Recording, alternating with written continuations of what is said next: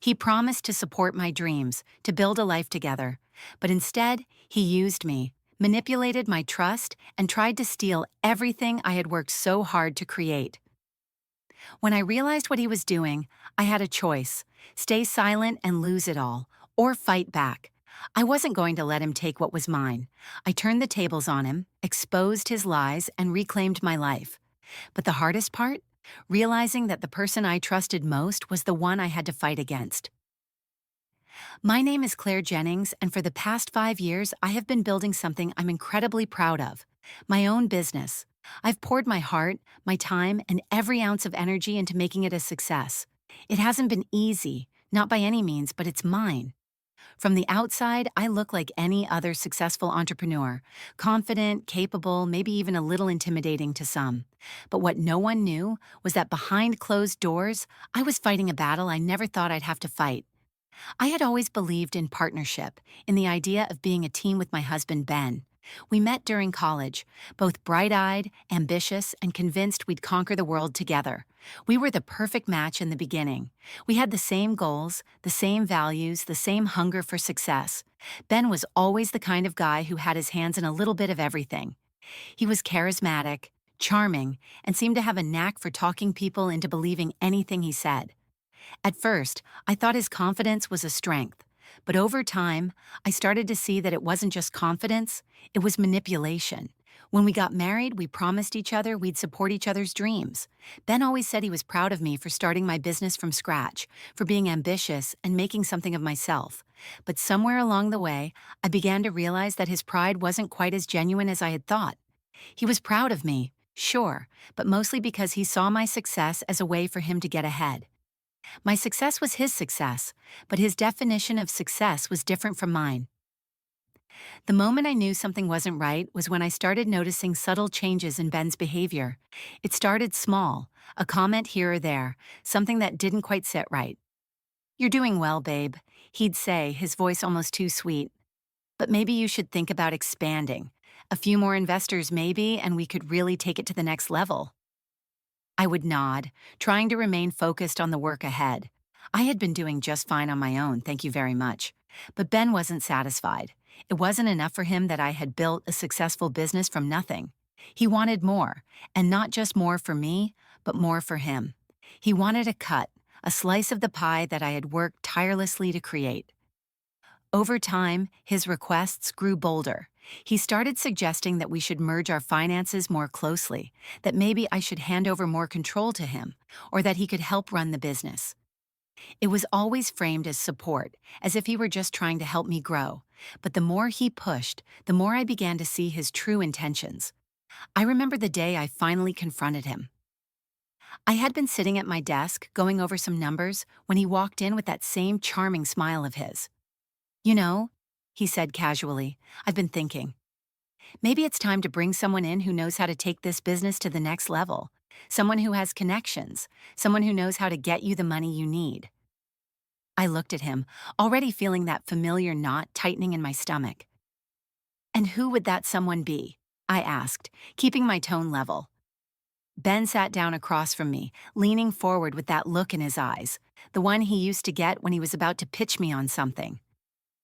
"Well, me, of course. I've been thinking about it, and I could really help you make this thing huge. You trust me, right?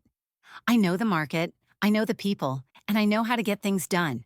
We could really take this business to places you've never even imagined." It hit me like a ton of bricks. Ben didn't want to help me grow. I realized in that moment he wanted to take over.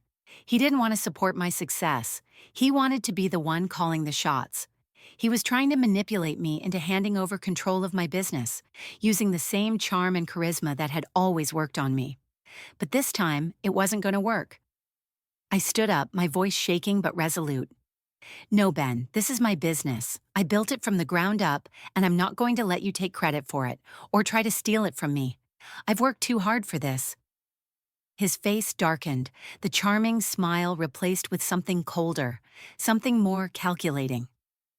"You don't have to do it alone, Claire. I'm just offering to help. What's the worst that could happen?" But in that moment, I knew what was at stake. If I allowed him to help, I would lose everything.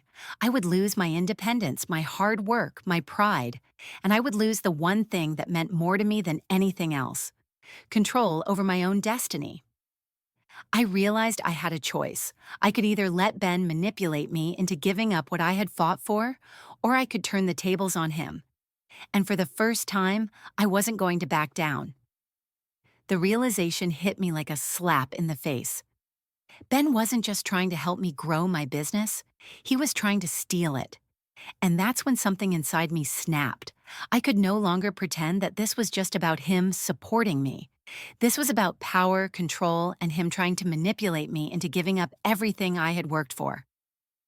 I had built this business with blood, sweat, and tears.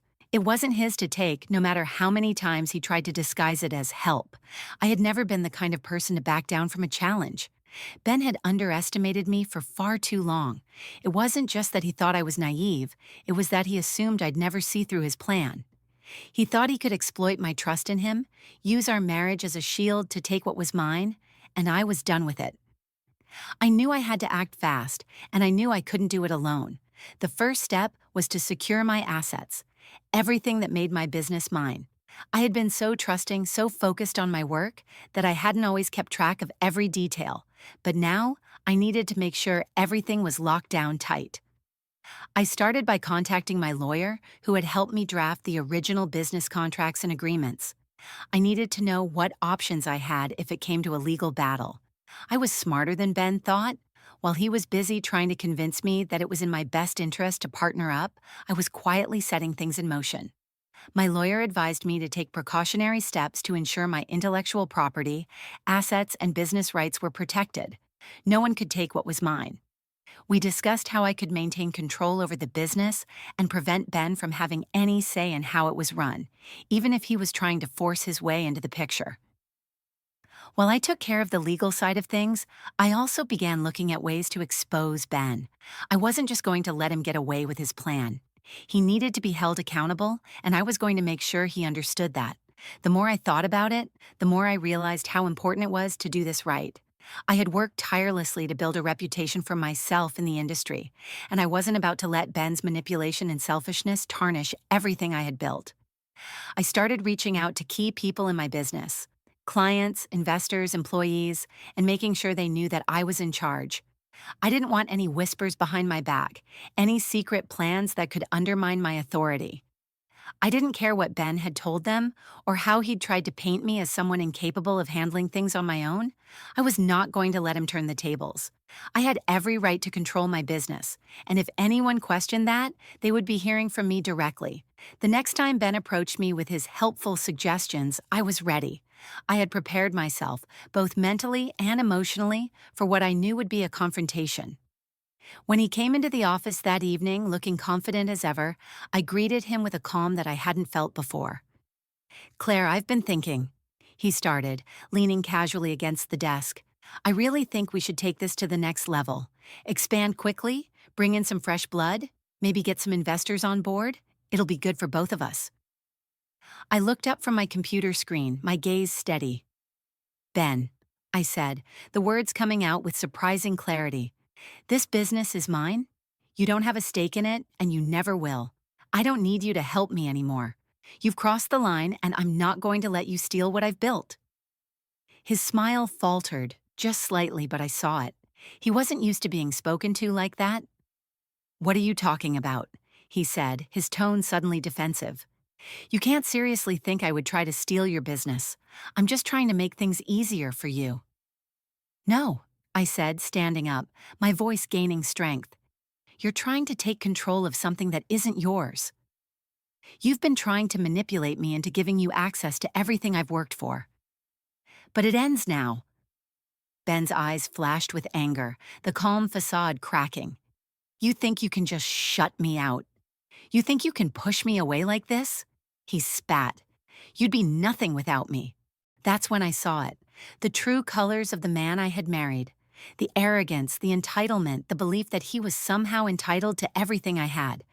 And I knew in that moment that I couldn't let him get away with it. I wasn't just fighting for my business anymore. I was fighting for my own dignity, my sense of worth. I'm done with you, Ben, I said, my voice now steady and resolute. You can't control me anymore. I fought too hard to let you walk all over me, and I'm not going to let you ruin everything I've worked for. You thought you could steal my business, but I'm about to turn the tables on you. I watched as his face turned red with anger, his jaw tightening. You think you can just take control like that? You'll regret this, Claire. But I wasn't afraid anymore. I had been afraid of his manipulation for far too long. Now, I was going to show him exactly what it meant to underestimate me. After that confrontation, I knew there was no turning back. I had drawn a line in the sand and Ben had crossed it. He had underestimated me for the last time. But as the days went by, I realized that the battle wasn't just about me and Ben. It was about everyone else who had been swept up in his charm and manipulation. I had spent years building a reputation, not just for my business, but for myself. If I was going to truly take back control, I couldn't just confront Ben, I had to expose him. I had to make sure that everyone knew the truth. The first step was to ensure my business was legally protected. I'd already consulted my lawyer, but I knew I needed to take it a step further. I had to be prepared for the worst. Ben trying to undermine me, trying to claim what wasn't his. I began gathering all the necessary documentation, contracts, financial records, any communication that would show Ben's attempts to interfere. I wasn't just protecting my business, I was building an airtight case to prevent him from making any moves that could jeopardize everything I had worked for. While I did that, I also began to reach out to a few key people, investors, clients, and colleagues who had supported me throughout the years. They needed to know what was going on, and I wasn't about to let Ben spin his version of the story without setting the record straight. I wasn't going to let him slink away quietly and pretend like he hadn't been trying to take over everything I had built. I started with a call to Derek, one of my most trusted investors. He had been with me since the early days, and he knew the truth about how hard I'd worked to get the business to where it was. He was loyal to me, and I needed him in my corner. When I explained the situation, he was furious, and I could hear the disbelief in his voice. "You're telling me this guy thinks he can just walk in and take what's yours?" Derek asked, his voice rising.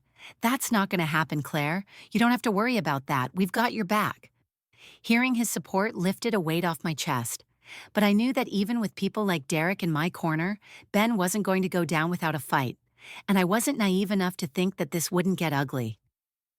Ben had been a master manipulator for years, and I knew he'd try to paint me as the villain, as the one who was taking everything from him.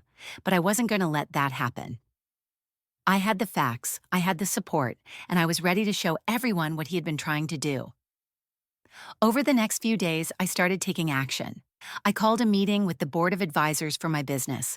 It wasn't easy, sitting across from people I had worked with for years, knowing that one of them, my own husband, had tried to pull the rug out from under me. But I wasn't going to let Ben's charm sway anyone. I had to set the record straight, and I did it in the most professional way I could manage. "I've called you all here today because I need to be transparent about a situation that's affecting my business," I began, standing in front of the board members. I wasn't shaking, I wasn't intimidated. I had the truth on my side. As you all know, this company has been my life's work. I've built it from the ground up, and I've worked with each and every one of you to make sure we continue to grow and succeed. But recently, my husband Ben has taken steps to interfere with the way I run things. He's been attempting to position himself as a partner, to take control of decisions, and has even tried to use our personal relationship as leverage to influence business matters. I could see their reactions. Some of them were surprised, others uncomfortable, but none of them were willing to dismiss my words outright. This wasn't just a personal issue. This was business, and I wasn't going to let Ben destroy that. I laid out the facts, how he had tried to manipulate me, how he had pushed me to give him control over my company's decisions, and how his actions had become more blatant and aggressive over time. One of the board members, Laura, looked at me with sympathy in her eyes but also concern. "Claire, we've always respected you and your leadership, but are you sure about this? I mean, this is a pretty serious claim. Are you certain that Ben is really trying to take over?" "Absolutely," I said, my voice steady. "I have all the evidence I need. I've consulted with my lawyer, and we've ensured that everything is in place to protect the company's interests. This isn't just about me. It's about the integrity of this business and making sure it stays on the path we've worked so hard to create. The room fell silent as they absorbed what I had said. I could see the wheels turning in their heads, processing everything I had just laid out. And then Derek, my most trusted investor, spoke up.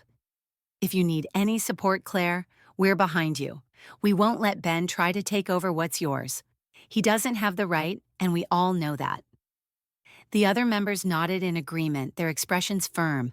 For the first time in a long while, I felt like I had control. I had people who believed in me, who were willing to stand by me and protect everything I had worked for. But just as I was beginning to feel a glimmer of hope, Ben showed up at the office uninvited. His timing was impeccable as always. He had a way of making an entrance, of disrupting everything, and it was clear he was about to do just that. He strode into the boardroom, a smug smile plastered on his face. "Claire," he said, his voice smooth as ever, "I think there's been some sort of misunderstanding. I've only ever wanted to help you, to help us grow. I'm here to support you, to make things easier. You know that." I stared at him, my anger rising, but I kept my voice steady. "No, Ben," I said, my words cutting through the tension in the room. "This isn't about support anymore. This is about you trying to take what's mine, and I'm done letting you manipulate me." I could see the surprise flicker across his face. He hadn't expected me to stand my ground like this. But I wasn't going to back down. This was my business, my future. And I was done letting him think he could walk in and take it from me. Ben's face twisted into something I couldn't quite place. Surprise, confusion, maybe even a little bit of panic. He hadn't expected me to fight back. He hadn't expected me to be this strong, this resolute. For all the years he had been using his charm to manipulate situations in his favor, he had clearly never thought I would stand up to him like this. But here I was, no longer the naive woman he had married. I wasn't the woman who let him take control. I wasn't the woman who silently stepped aside while he maneuvered his way through my life and my business. He opened his mouth to speak, but I cut him off before he could start spinning his lies. "Don't bother, Ben. This isn't a negotiation anymore. I'm not listening to your helpful suggestions, and I'm certainly not handing over any control to you. I've worked too damn hard to let you destroy everything I've built." His eyes narrowed, his usual calm demeanor slipping away. This wasn't the smooth, charming man I had married. This was the real Ben, the one who used people, who twisted situations to his advantage. The mask was off, and there was nothing left for him to hide behind. "You really think you can just shut me out?" His voice was low, dangerous. "Do you honestly think I'm going to let you get away with this?" I stood taller, meeting his gaze with unwavering confidence. "Yes, I do, because I'm not backing down, and I'm not going to let you take what's mine." For a moment, it seemed like Ben might try to argue more, maybe threaten me, but I could tell that he was calculating. He realized this wasn't a battle he could win by talking his way out of it. The reality was sinking in, that I wasn't the same woman who had silently gone along with his plans. I had the upper hand now, and he could see that. He let out a sharp exhale and turned to leave, but not before muttering under his breath, "You'll regret this, Claire. I'll make sure of it." "Good luck with that," I said, my voice steady and firm. "You're the one who's about to lose everything." The door slammed behind him, and I felt a strange sense of calm wash over me. It wasn't victory, not yet, but it was a step closer to reclaiming everything he had tried to take from me. I had exposed him, and the people who needed to know were now aware of the truth. The pieces were starting to fall into place. But the war wasn't over. I knew Ben wouldn't give up so easily. He was a master manipulator, and I had no doubt he would try something else. Something bigger, something more destructive. He was going to fight to keep what he thought was rightfully his, but I wasn't going to let that happen, not this time. Over the next few days, I worked with my lawyer to take the next steps. We began drafting a detailed agreement to ensure that my business would be legally protected from any interference from Ben. I wasn't just securing my assets. I was fortifying the foundation I had built, making sure that no one could tear it down. I also worked closely with my board, keeping them in the loop every step of the way. I had learned from Ben's tactics. I wasn't going to allow him to play the victim, to turn people against me. I was going to be transparent, to make sure that everyone knew the truth. The more people knew what he had been trying to do, the less power he would have to manipulate anyone else. As I was going through the process of securing my future, something unexpected happened. One of the key investors, Laura, who had been hesitant during our initial meeting, came to me privately. She was a smart, strategic woman who had always been an asset to my business, but I hadn't realized just how closely she had been watching. "Claire, I know this has been a tough time for you," Laura said, her voice calm but firm. "But I just wanted to tell you something. I've been in business for a long time, and I've seen people like Ben before. They're slick, they're smooth, and they'll try to manipulate you at every turn. But the way you've handled yourself through all of this, it's impressive. You've got my full support, and I'll be making sure the other investors know the truth about what's been going on." Her words were a balm to my soul. They validated everything I had been doing, everything I had fought for. I wasn't alone in this. I had allies. I had people who saw my strength, my resolve, and who were willing to stand by me. That meant more than anything. But even with the support of my board and my investors, I knew Ben wasn't going to stop. He didn't understand the word no. He didn't understand what it meant to lose, to accept the fact that I was no longer his to control. He was still out there, and I knew that whatever move he made next would be his most dangerous yet. That night, I lay in bed staring up at the ceiling. The tension that had built up over the past few weeks hadn't fully left me. I wasn't sure what Ben's next move would be, but I was preparing myself for it. I wasn't just defending my business anymore. I was defending my identity, my autonomy, my future. This wasn't just a battle for my company, it was a battle for my life. As I closed my eyes, I knew one thing for certain. No matter what Ben tried, I wasn't going to back down. I was stronger than he could ever imagine, and I was ready to take him on, no matter the cost. This was my business, my dream, and I would protect it, no matter who tried to take it from me. The weeks after my confrontation with Ben felt like a whirlwind of constant preparation and vigilance. It wasn't enough to just secure my business legally and strategically. Ben had made his move, and now I had to ensure that I could weather whatever storm he threw at me next. The thought of him trying to turn others against me was always at the back of my mind. So I worked tirelessly to build an even stronger foundation for my business. But more than that, I was preparing for the inevitable fallout, the personal attacks, the lies, the efforts to destroy me from the inside out. Ben, for all his charm and manipulation, was playing a dangerous game. I knew it, and the more I thought about it, the more I realized how long he'd been doing this. He'd always seen my success as something he could use for his own benefit, something he could take credit for. He'd used his position as my husband to manipulate and coerce me into giving up control, but now that he was no longer in the driver's seat, he was going to fight tooth and nail to get it back. I wasn't going to let him. The first major blow came when Ben filed for a legal separation. He did it quietly behind my back, and I didn't even know it had happened until I received a formal letter from his lawyer. It wasn't just a tactic to legally separate our assets. It was a tactic to assert dominance. He was trying to make a move, trying to prove to me that he still had some power over my life and my business. The moment I read that letter, I knew exactly what he was doing.